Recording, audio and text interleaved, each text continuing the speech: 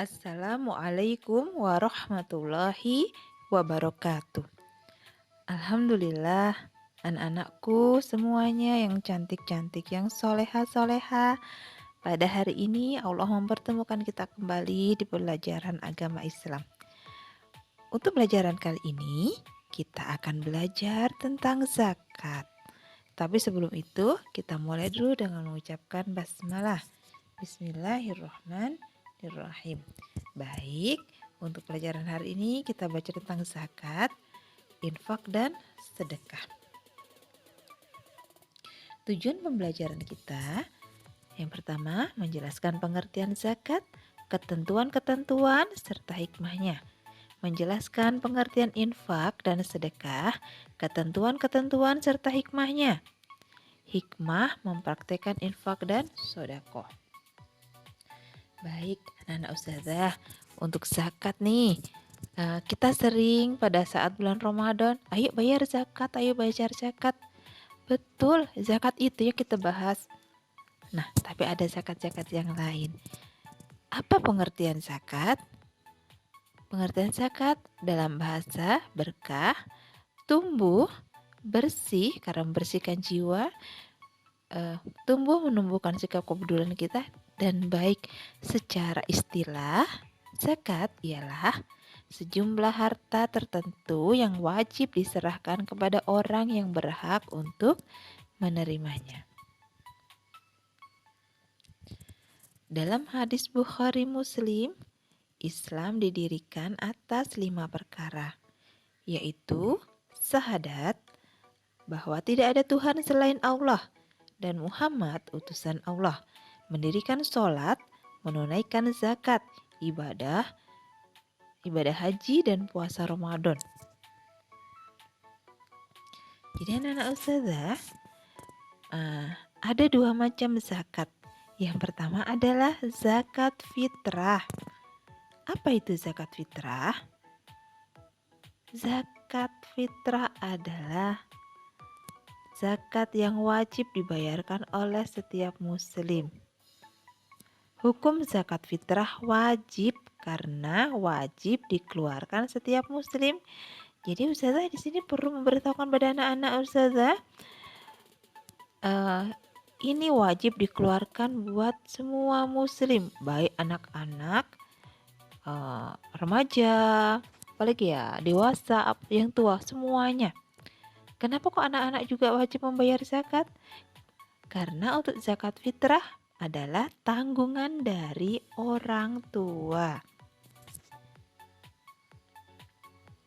Rasulullah Shallallahu Alaihi Wasallam mewajibkan zakat fitrah di bulan Ramadan dalam 1 sa' atau 2,176 kg kurma atau gandum dikenakan kepada budak, orang yang merdeka, laki-laki, perempuan, anak laki-laki, dan orang dewasa dari umat Islam. Rasul memerintahkan agar mengeluarkan sebelum mereka melaksanakan sholat Idul Fitri. Jadi anak-anak ustazah perlu difahami, ini ada 2,176. Dibulatkan ya, kalau di tempat kita itu 2,5 kg. Terus kenapa harus dikeluarkan sebelum Hari Raya Idul Fitri? Kalau dikeluarkan setelah Hari Raya Idul Fitri, jatuhnya adalah sedekah, bukan lagi membayar zakat fitrah. Ketentuan zakat fitrah adalah bahan makanan pokok yang biasa dikonsumsi sehari-hari oleh masyarakat setempat. Bahan makanan pokok di sekitar kita apa? Nasi, beras, betul. Makanya orang-orang zakat fitrahnya menggunakan beras atau menggunakan uang seharga beras. Waktu mengeluarkan zakat wajib saat terbenam akhir bulan Ramadan. Yang kedua, jika dikeluarkan setelah sholat Id, zakat tidak sah, hanya menjadi sedekah saja. Diperbolehkannya pada saat awal hari pertama bulan Ramadan, boleh kita membayar zakat fitrah. Siapa penerima zakat fitrah? Orang yang berhak menerima zakat fitrah diutamakan orang fakir dan miskin. fakir itu anak ustazah perlu kita pahami. Orang fakir ini adalah kadang saking dia miskinnya, dia lebih miskin dari orang fakir, lebih miskin dari orang miskin ya. Semiskin-miskinnya orang. Jadi bisa jadi yang disebut fakir ini hari ini dia bisa memiliki uang untuk makan, tapi besok belum tentu tidak. Hikmah zakat fitrah membersihkan diri dari orang yang berpuasa, dari perbuatan yang tidak bermanfaat. Kenapa kita bilang bersihkan diri dari orang yang berpuasa? Karena zakat fitrah dikeluarkan saat bulan Ramadan. Betul. Memberikan kebahagiaan kepada orang-orang yang tidak mampu pada hari raya Idul Fitri. Zakat yang kedua adalah zakat harta atau zakat mal.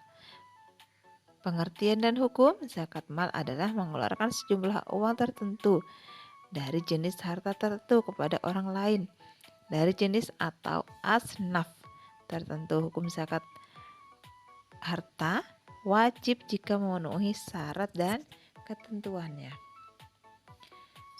Quran Surah At-Taubah ayat 103, ambillah zakat dari sebagian harta mereka, dengan zakat itu kamu akan membersihkan dan mensucikan mereka. Syarat zakat mal yang pertama, pemilik harta adalah orang Islam. Jadi kalau bukan orang Islam, tidak wajib, bukan tidak wajib lagi, nggak usah lah membayar zakat, karena zakat itu hanya untuk umat muslim. Pemilik harta telah balik. Jadi kalau sekalipun kaya raya, tapi yang memiliki itu adalah anak yang belum balik, dia tidak wajib membayar zakat. Harta tersebut termasuk jenis-jenis harta yang wajib disakati. Jadi tidak semua harta itu wajib disakati anak-anakku ya. Yang keempat, harta tersebut telah mencapai 1 tahun. Contoh memiliki emas baru sekitar 8 bulan. Wajibkah disakati? Tidak. Kalau setelah berumur 1 tahun dan jumlahnya mencapai, itu baru dizakatkan. Harta tersebut milik sendiri, bukan punya orang lain. Jenis harta yang wajib dizakati yang pertama, perhiasan, emas, perak yang disimpan. Jadi kalau emas itu dipakai anak ustazah, itu tidak wajib untuk dizakati. Yang wajib dizakati adalah emas yang disimpan atau harta yang bisa disimpan. Yang kedua, uang simpanan yang telah mencapai 1 tahun. Mungkin kalau orang tua kita punya deposit ya, itu juga harus dizakati kalau mencapai nisabnya. Harta atau uang yang diperoleh dari usaha berdagang atau bekerja, hasil pertanian, misalnya padi dan palawija. Binatang ternak, misalnya kambing dan sapi atau kerbau. Barang temuan, misalnya perhiasan, uang logam yang terbuat dari emas atau guci yang tinggi dan mahal. Penerima zakat harta, siapakah penerima zakat harta? Yang pertama adalah orang fakir, yaitu orang-orang yang amat sengsara hidupnya, tidak mempunyai tenaga dan harta untuk memenuhi kebutuhan hidupnya. Yang kedua, orang miskin. Apa bedanya fakir dan miskin? Orang fakir itu lebih di bawahnya miskin lagi. Miskin sekali pokoknya anak-anak saudara. Karena orang miskin yaitu orang yang tidak memiliki penghasilan untuk memenuhi kebutuhan sehari-hari. Pengurus amil zakat juga sama, berhak untuk mendapatkan.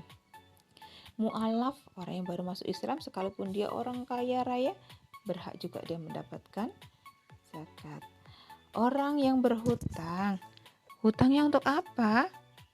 Orang yang berhutang karena untuk kepentingan yang bukan maksiat dan ia tidak sanggup membayarnya. Orang yang berhutang untuk memelihara persatuan umat Islam. Yang keenam, orang yang berjuang pada jalan Allah fisabilillah, yaitu orang yang berjuang untuk keperluan pertahanan Islam di zaman Nabi Muhammad. Fisabilillah itu mencakup juga kepentingan-kepentingan umum seperti mendirikan masjid, musola, sekolah, madrasah, rumah sakit dan sebagainya. Yang ketujuh, hamba sahaya atau budak yang diperdekakan. Yang ke-8, Ibnu Sabil, yaitu seorang anak yang menuntut ilmu namun kesulitan dalam pembiayaan. Seperti anak-anak ustazah, misalnya ada teman yang kesulitan, dia berhak mendapatkan zakat karena dia termasuk Ibnu Sabil. Hikmah zakat fitrah, hikmah zakat harta. Yang pertama apa anak-anak ustazah? Membersihkan harta, betul, dan jiwa.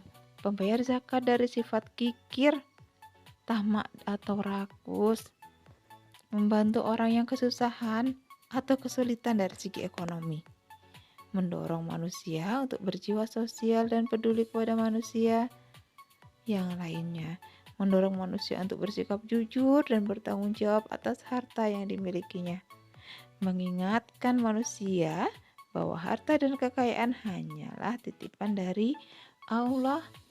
Jadi mengingatkan kita kembali, saat kita dititipin harta yang banyak, maka ada harta orang lain yang dititipin Allah mungkin lebih sedikit.